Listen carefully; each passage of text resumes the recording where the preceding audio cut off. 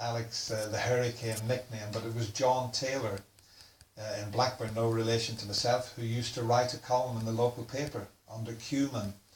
And when he seen Alex play, it was him who gave him the nickname Hurricane. And sure enough, that remained. Hurricane. So there was two people called Hurricane. No, they called him like a hurricane. He whizzed around the table and he's done things that nobody expected him to do. He was unpredictable. They said he'd never get that and he would go and do it. Is that right? What the hell? He was that's the sort of player he was. I think you couldn't take it right. Erratic and whatever, but he shot his come off. He was a clever player. He smashed them all, didn't he? Yeah, he does. That's why he's fast. It's in Rocket Bonnie. He's called Rocket because he's fast. And they thought Jimmy Whirlwind White because he was fast. They got those names because they kick around the table. You got the players that sat there and they're going. He said, I'm stood here. Half hour, a big and I've got the kill, that's all I need. Bang, they're down there. Remember how it's played for sickness? They're good at it, no? And they buy for his lunch. He had no money It's at like all. a mold of tanks. And they got him sorted out, Like a mold got of him tanks. nicely dressed. Bought It's like a mold of tanks. Like you have to do in like tanks, and you have to be quick, not like take so long. Because he has quick reactions. Alex for a few years and arranged. Because it makes it quicker. The game quick. Exhibition matches, and he used to play against John Spencer and Ray Reardon. They were the big names at the time. His first World Championship in 1972. He played the great John And Spencer. also, once if you're watching something on TV and you miss it because of it. In those Because days, snooker takes staid, sometimes steady long. Snooker attracted little media attention. Higgins was about to strip away its shyness. How would you sum up your position in the snooker world today? I would say at this time I'm in the top two. And after next week, in Birmingham, I think I'll be the top one. It was his first year as a professional, his first world championship, and here he was in the final. The 1972 World Final was about as different from what we expect at the Crucible as it's possible to imagine.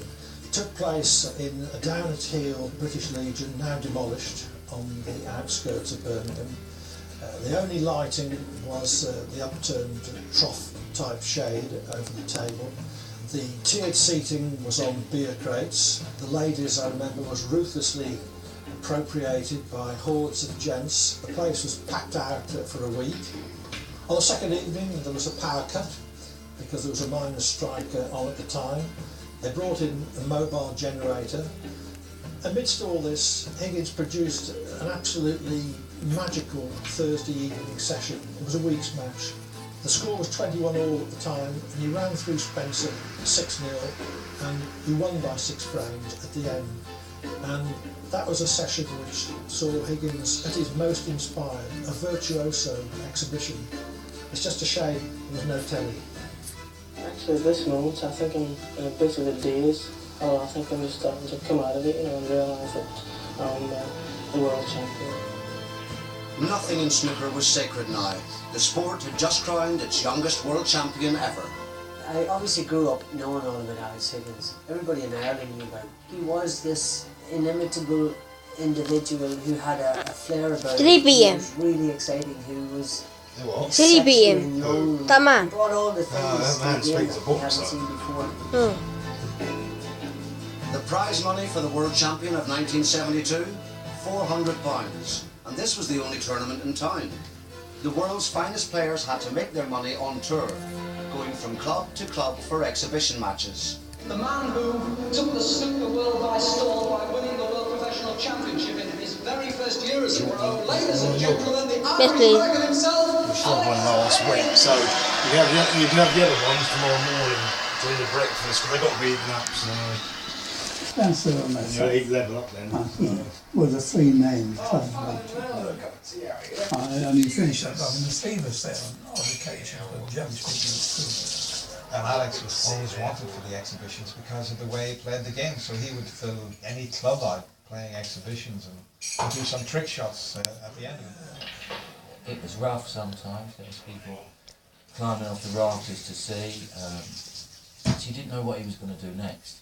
And I remember playing in Sheffield, in a small theatre in Sheffield. And he turned up and he had 2 black eyes. I'd been in a bed, been up all night. It's so funny to me. I thought it was wonderful. I'd walk on the table and look at him and I thought, no, You won't be able to see much out of those two. And he goes and puts everything inside, you know. Amazing. Wonderful. Love it. Peach, please. Oh, that's delightful. You have to rush your food and the rest of it. I think he was very lonely at times. Yes. I don't personally think that he was ever well looked after, because matches were made from end to one country to the other end, and they were chauffeur driven. My brother wasn't. My brother was old enough trained. And he couldn't drive. So I think he was mistreated in many ways over the years. Very much so. Sorry. And look, I haven't been home for 3 days. Just to eat for you 4 days. Good night, everyone.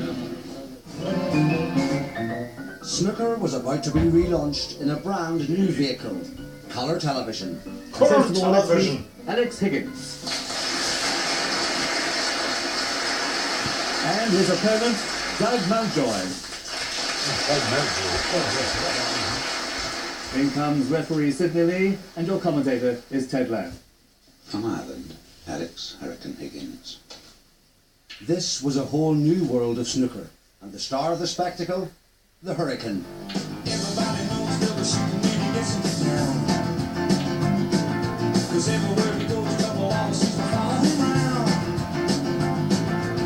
His reputation's that of the fastest gun.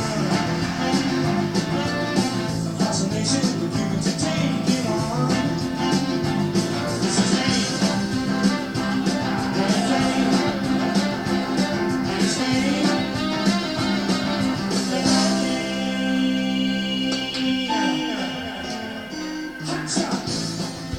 When Alex Higgins burst on the scene, he was the breath of fresh air that the game into. He was a major player and changing the perception of snooker. He was ahead of his time. You know, if he was around now, something like Barry Hearn and Simon Cowell, they'd be like, you know what, we need this man. That's why he was the jewel in the crown for so long. He was the sort of guy that everybody wanted to watch. The Hurricane. And I didn't have time to do it. Snooker mostly spent its time trying to achieve respectability, and that was not the kind of thing that Alex was interested in. He was contemptuous of authority. I like all things that are fell at 25 blanks. Oh! And I don't think I should be deprived of that sort of thing just because I play snooker. Give me that package. I'll have that rather than someone who's a steady player and it does some amazing shots, but he was never predictable. Everyone loves a bad boy, don't they? Women in particular love vulnerable bad boys. His army of supporters tended to attract or include those people who had not much good to say about established authority either. You've got to think about some of his friends, you know. Oliver Reed, Keith Moon. This wasn't a guy who hung around with snooker players particularly. He hung around with the glitterati. The more outrageous things one does these days, the more publicity you get, the more famous you become and the more money you earn. He was a showboater and he loved adulation, whereas Hendry or Davis, for example, would focus. Nothing existed outside that green base. Higgins, you know, he turned up with the Stetson on, or when the WPBSA tried to make an example of him, sometimes with good reason because he misbehaved. He tried to get him to wear a tie. But he'd forever be taking them off and whipping it away like that. So somewhere down the line, he was under disciplinary action for not wearing a bow tie. And I always felt it was like quite ironic that a number of years later, we decided to try and capture the market for the younger generation by wearing coloured shirts and no bow ties. And then if you did wear a white shirt and a bow tie, you would be disciplined. And I always felt that Alex would have just loved that because that would be the first time he would have worn a white shirt and a bow tie.